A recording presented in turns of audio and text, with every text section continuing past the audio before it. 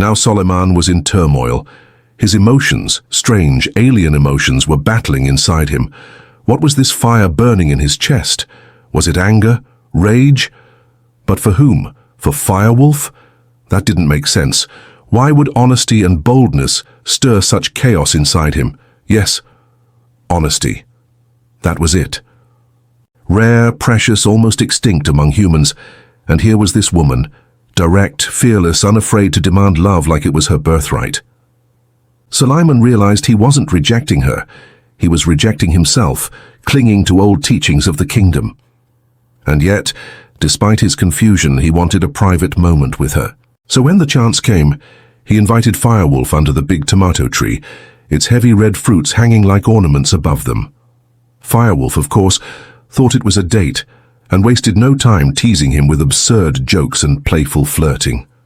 She winked, tossed her hair, even tried shadow puppets to make him smile. But Soleiman stayed stiff, timid, his jaw tight. Firewolf stopped, hands on her hips. Ano ba problema mo, Soleiman? Bakit ganyan ka? Ayaw mo ba sa akin para kang tuod? Hindi ba ako maganda sa paningin mo? Hindi ba ako kaakit-akit? Soleiman's head lowered, his voice heavy with sorrow. Hindi ikaw ang dahilan, Firewolf. Ako. Hindi ako maaaring magmahal dahil naipangako ko na ang aking buong buhay sa kaharian. His words hit her like a hammer. Firewolf's heart cracked and the volcano of her temper erupted. Ganyan naman kayong mga lalaki, she snapped, tears welling. Papaasahin niyo kami, papaibigin, pero huli, maglalaway lang din kami. Kung ayaw mo sa akin, ayaw ko rin sa'yo. Before Soleiman could react, Firewolf pulled a ninja move straight out of a Naruto episode. She grabbed his collar, kissed him full on the lips, quick but scorching, and bolted like the flash before he could even blink. Soleiman stood frozen, lips tingling, mind reeling. What just happened? Back in the quarters, Firewolf barged in, eyes red from crying. Jenny looked up. Uy, anong nangyari? Yung Soleiman na yun, Firewolf blurted, tossing her bag dramatically. Tinanggihan ang beauty ko. Kala niya maisahan niya ako ha. Uy, smart to. Jenny and Layla exchanged looks, both torn between sympathy and laughter. That afternoon, CG Josie, the Diwata, summoned them. Floating regally, her wings shimmering like stained glass, she announced, Bukas sisimulan ng inyong pagsasanay. Kailangan niyong maging handa. Ang bawat kapangyarihan ay sasagisag ng isang bato, hiyas o diamante ng inyong pagpili. Maging seryoso kayo, sapagkat ito ang magiging pundasyon ng inyong MGA laban sa MGA demonyo, nilalang ng ilalim, at MGA nilikhang hindi kayang unawain ng tao. The girls gasped in excitement. By bedtime, they were so hyped they fell asleep instantly, snoring like a choir of pigs after a fiesta. At dawn, training day began. First up was Lovanami, the leader. Without hesitation, she chose the power of love, not the cheesy ballad, but the ability to influence and spread love, to lead with compassion and strength. She picked a radiant red diamond to symbolize it. Next was Tanigawa, the shrink. Of course she went for mind reading. Her reasoning? So I can stop bad intentions before they even act. She claimed a black jade, as deep and mysterious as the night. Layla, ever the adventurer, squealed when her turn came. Teleportation, para wala ng traffic. Ako na ang fastest, prettiest, super Layla. She proudly lifted a glowing blue sapphire. Jenny, the quiet yet caring one, chose the power of nature. She would command the land, the water, and everything that lived upon them. Her symbol was a green emerald, pulsing with life. Finally, Firewolf. Oh yes, the girl of passion, heartbreak, and boldness. She smirked and declared, I'll move the earth itself. I'll whistle and make mountains dance. She chose a golden quartz, glittering like her fiery soul. The Diwata clapped her hands. Mabuti, ngayon ipapakilala ko na ang inyong training master. A figure stepped forward from the mist. And before the Diwata could even finish the introduction, Firewolf screamed at the top of her lungs, Putsa! Ang pogi naman niya! The others whipped their heads around, jaws dropping. Standing before them was a warrior of impossible beauty, a man so dazzling he made Soleiman look like a side character. His jawline could cut diamonds, his eyes smoldered like molten gold, and his smile was so dangerous it should come with a warning sign. Ladies and gentlemen, who is this heartthrob that captured Firewolf's wild, chaotic heart? Stay tuned for the next episode. And now, ladies and gentlemen, let's cut to our next story. Back in the human world, Edgar Camo could not sit still. His chest felt like it was being pounded by drums. Every hour that passed without Lovenami made his anxiety grow. Determined, he gathered Kamemo and Kangi and announced his plan to return to the depths of Bundokapog. This time they would not rely on instinct alone. They carried modern instruments, thermal scanners to detect heat signatures, sound amplifiers that could pick up even faint heartbeats, and digital compasses designed for treacherous terrain. But fate was not on their side. The skies had been pouring relentless rain for days, swelling rivers and loosening rocks. The jungle trails had become mudslides waiting to happen. Even Hismundo, known for his fearlessness, shook his head. Hindi ito panahon para bumalik sa bundok. Delikado, Hismundo warned. But Edgar's jaw was set. His eyes burned with determination. Hismundo, he said, his voice shaking yet firm. If after 2 weeks wala pa rin kaming balita, if no good news reaches you, please, I beg you, go down to the nearest town, ask the authorities for help, because that will mean we failed. That will mean we couldn't bring them back. There was silence, broken only by the patter of rain. Then Hismundo stepped forward and embraced Edgar, Kamemo, and Kangi. The embrace was tight, brotherly, and filled with unspoken prayers. As the three trudged off into the mist, Hismundo watched them go, shaking his head. They looked like the Three Musketeers, he thought, but deep inside I am proud of Edgar Camo. Brave, resilient, full of guts for Lovenami. Then another thought crept in, mischievous and lingering. Does Edgar have feelings for Lovenami? The way he was acting, it was almost too obvious. Hismundo chuckled, dismissing it. Maybe it's just my imagination. Still, he whispered a prayer for them. Knock, knock. His thoughts were interrupted by a knock on the door. When he opened it, he was surprised to see Ate Shirley. Ate Shirley was a well-known woman in the village. Though already 45, she looked no older than 30, slender, fit, with brilliant eyes that seemed to sparkle even in the rain. Magandang umaga, Ate Shirley. Ano po maipaglilingkod ko sa inyo? Hismundo asked politely.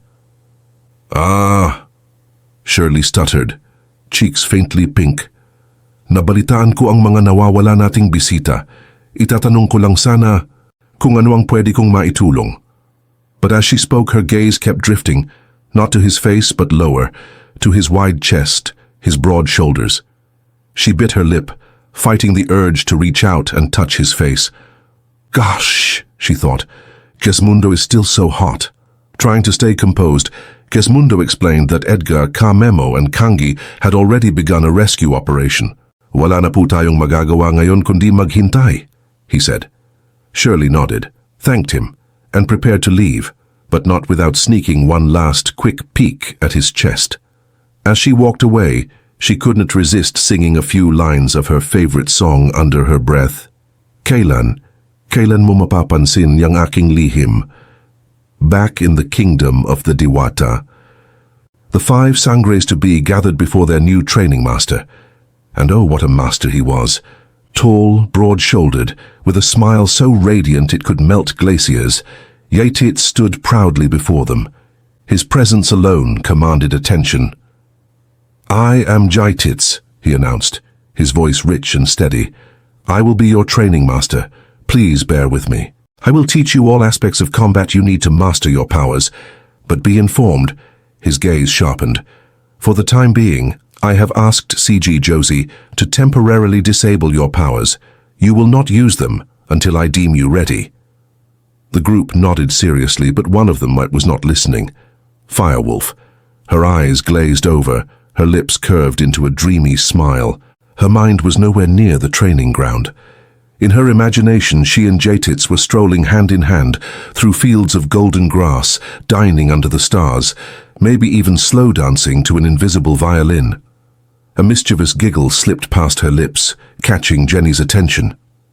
Oy, Firewolf, bakit ka nakangiti dyan mag-isa? But Firewolf only hugged herself, lost in fantasy. Oh, Jatits, train me, teach me, but not just in combat. The others groaned, already sensing trouble. Now the question, ladies and gentlemen, can Firewolf survive this training, or will she truly fail and fall? Fall in love with Jatits. Stay tuned for the next episode. The kingdom was calm. The skies painted gold by the setting sun, but inside Firewolf's chest there was nothing but chaos. She should be happy. Dapat fulfilled na siya. After all, Jatits, the tall, dreamy, muscle-packed training master, had just confessed his love. He even held her hand while his smile glowed like a toothpaste commercial. Firewolf's heart almost burst from excitement. In her overflowing joy, she shouted to the world, "Master Rapid, where you na now? Sinabi mo dati, wala raw lalaki magmamahal sa akin ng bonggang-bongga. O ayan na, eto na siya, love life na level 99999. But her happiness had consequences. Without realizing it, Firewolf's powers surged uncontrollably.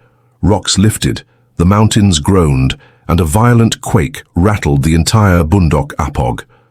Far away, in the human world, villagers screamed as the ground shook, houses cracked and trees swayed. They had no idea that the cause wasn't nature, but Firewolf's Kilig explosion. CG Josie sensed it immediately and whispered to herself, "Ay naku, love talaga, the most dangerous power of all." Meanwhile, on that cliff, Jatits chuckled nervously as Firewolf nearly crushed his ribs with her hug. But Firewolf suddenly froze. She felt it, a presence, eyes piercing through her skin. Slowly, she scanned the horizon, pretending not to notice. And there, hidden partly behind the shadows of a giant tree, was Soliman.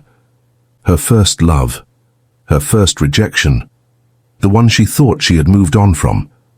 Their eyes met. Suleiman's gaze was heavy, full of loneliness. He looked like a man who just lost in Karakusa, lugi sa lahat ng taya. Firewolf's heartbeat spiked. Electricity shot through her veins. Ano ba to? Bakit ako nanginginig? Bakit parang ako kinukuryente? Confusion gripped her. She had Jatits, strong, handsome, noble, but Suleiman's silent stare carved through her soul like no one else's. Bongga naman, Firewolf whispered under her breath, biting her lip. Pinag-aagawan ako ng dalawang Adonis. Dapat ba akong mag-guilty or magpa-party? She smiled to herself, almost proud, but inside, she was trembling. Could it be? She was falling for both at the same time? Back in the human world, rain poured heavily as Edgar, Kamemo and Kangi trudged back to the ancient tree where it all began. Edgar ran his hands over the thick roots. The gemstone that once glowed with mystical light was still there, cold, lifeless, like a burnt-out bulb. Their high-tech scanners beeped and blinked, but every reading came back negative. No life signs, no heat signatures, nothing. Kamemo sighed. "Pards, parang wala na talaga sila dito. Parang hindi na kami matutulungan." Kangi added, "Kung buhay pa sila, nasa ibang mundo na siguro." Edgar clenched his fists, frustration boiling. His chest tightened, not from exhaustion, but from regret. He stared at the dark canopy above and whispered, "Lovinami, dapat sinabi ko na. Noon pa yung matagal kong tinatago Kamemo overheard him and raised an eyebrow. "Pards, anong tinatago mo? Anong secret mo kay Lovinami?" But Edgar only shook his head, tears mixing with the rain. Kung sakaling hindi na siya makita ulit, dadalhin na lang itong sikreto sa libingan. Questions now linger like storm clouds. What is Edgar's long-kept secret about Lovinami? Will Firewolf's heart choose Jatits, the master who confessed his love, or Suleiman, the silent guardian who truly never let her go? Hands with Firewolf's unstable emotions shaking both realms, will her love life trigger a disaster for humans and fairies alike? Stay tuned, mga kaibigan. The drama, the magic, and the comedy.